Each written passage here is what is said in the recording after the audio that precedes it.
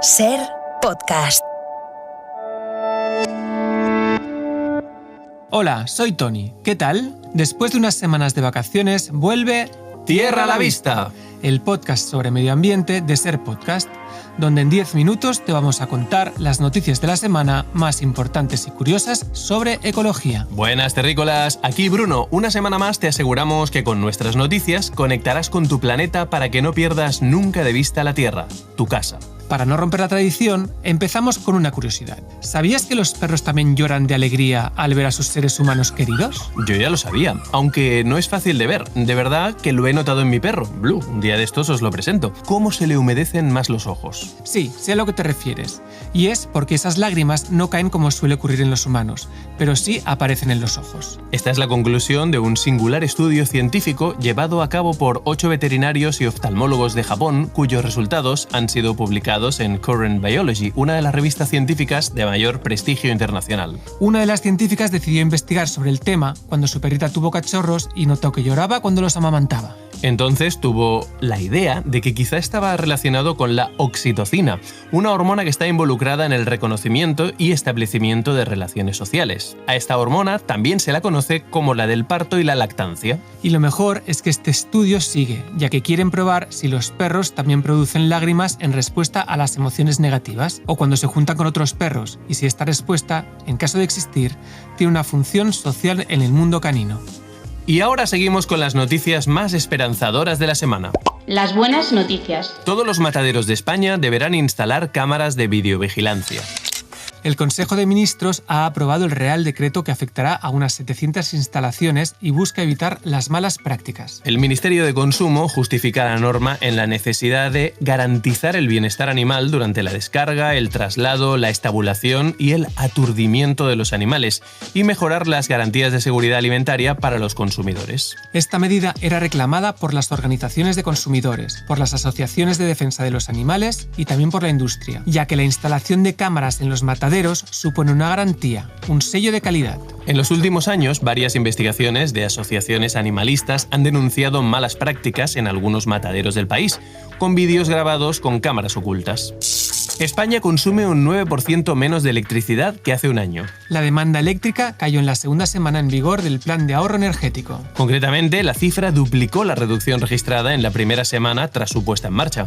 Según el Gobierno, puede deberse a la mayor concienciación social y a la mejor aplicación de las medidas. La norma tiene como objetivo mejorar la eficiencia en hogares, empresas y en el sector público y al mismo tiempo cumplir con la reducción de consumo de gas del 7% solicitado por la Comisión Europea. Y ahora vamos a por las noticias breves. A raíz de la primera ley climática de los Estados Unidos, se espera que la energía renovable se duplique para finales de esta década y proporcione la mayor parte del suministro total de electricidad. La sequía severa en el estado de Texas deja al descubierto una colección importante de huellas de dinosaurio.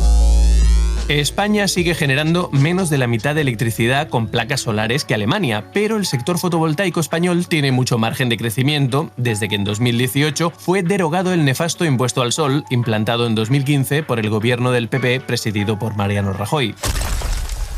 El volumen de los glaciares de Suiza se ha reducido a la mitad desde 1931 y la tendencia de pérdida de masa se ha acelerado durante las últimas décadas. Europa sufre la peor sequía en 500 años. 2/3 partes del continente están en algún grado de alerta por falta de agua. La frase. El Mediterráneo está hirviendo. La cantidad de calor acumulada es enorme. Carlo Buontempo, director de Cambio Climático del programa Copernicus de la Unión Europea. Buontempo también explica que la temperatura del Mediterráneo está 5 o 6 grados sobre el valor normal.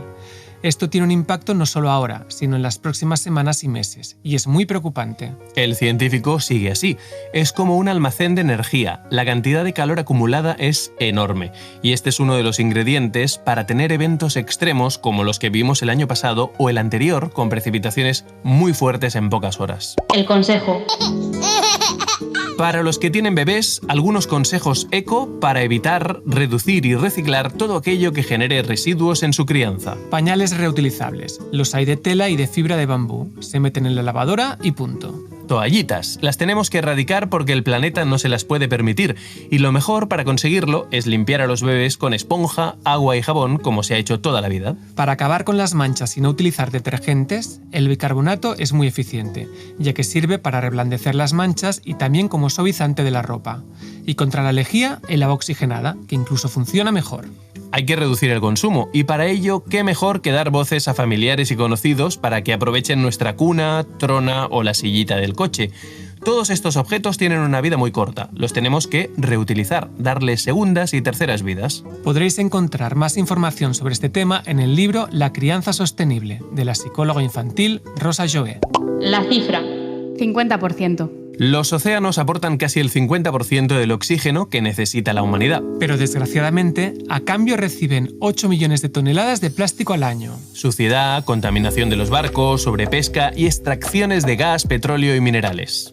Hablamos de este tema porque la semana pasada fracasó la conferencia de la ONU para proteger el 30% de los océanos del mundo en los próximos 30 años. Algo que, según la comunidad científica, es el mínimo absoluto necesario para protegerlos. Y además, de nuevo, una derrota que va en contra de nuestro presente y de nuestro futuro, ya que pone en peligro el sustento y la seguridad alimentaria de miles de millones de personas. Será necesaria una nueva ronda de diálogo para intentar cerrar un acuerdo antes de fin de año. Organizaciones como Greenpeace denuncian el fracaso de la iniciativa por la codicia de los países de la High Ambition Coalition, un foro político de alto nivel, formado por 50 miembros, entre ellos la Unión Europea y España, y de otros como Canadá y Estados Unidos. Y debemos recordar y tener muy claro que proteger los océanos significa luchar contra el cambio climático, nuestro gran problema de hoy. El consultorio. Desde Oviedo, Esperanza, una oyente que nos ha escrito esta semana preguntándonos cuándo volvíamos y a la que agradecemos que nos escuche cada semana, nos pregunta ¿qué son los rayos latentes? Pues Tierra a la Vista ya está aquí, Esperanza. Y te explicamos. Un rayo latente, o rayo durmiente, es un rayo que ha caído en un árbol en plena tormenta y que hasta el cabo de unos días el árbol no lo manifiesta. No es que un rayo se quede dentro del tronco, sino que en el impacto de la descarga, las partes internas del árbol, o incluso las raíces más grandes bajo tierra, adquieren una elevadísima temperatura de forma súbita. Al haber tan poco oxígeno en el interior del tronco, empieza una combustión muy lenta.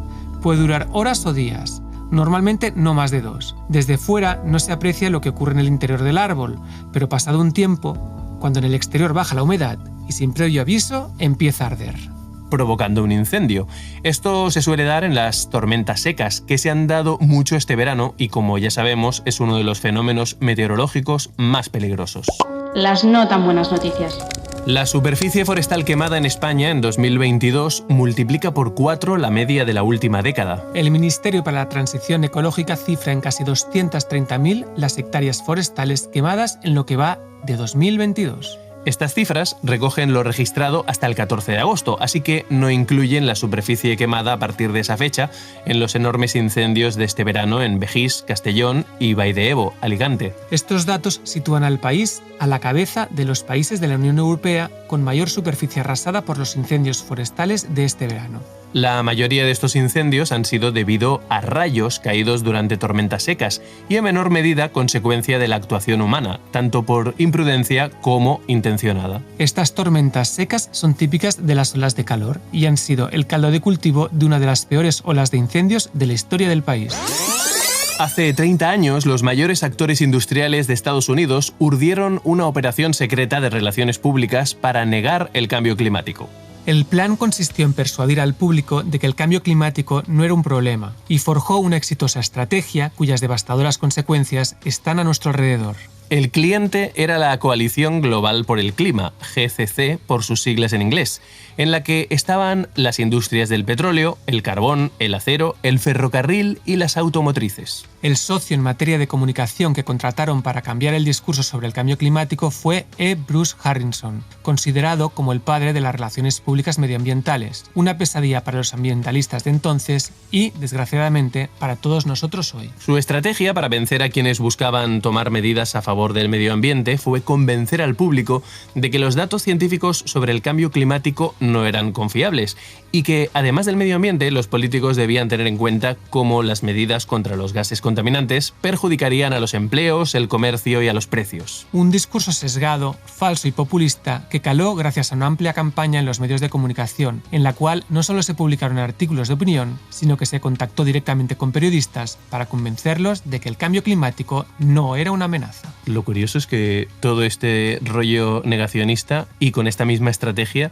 sigue funcionando. Sigue funcionando hoy en día, sí. Después de este verano, creo que la gente se está dando cuenta de que el cambio climático está aquí. Esperemos.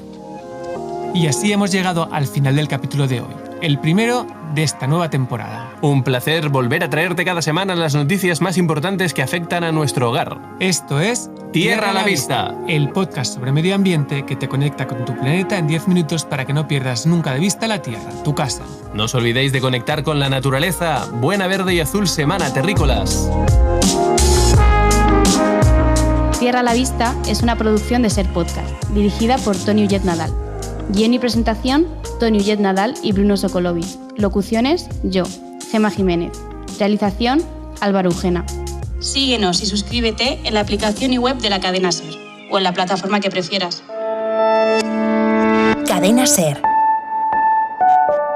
La radio.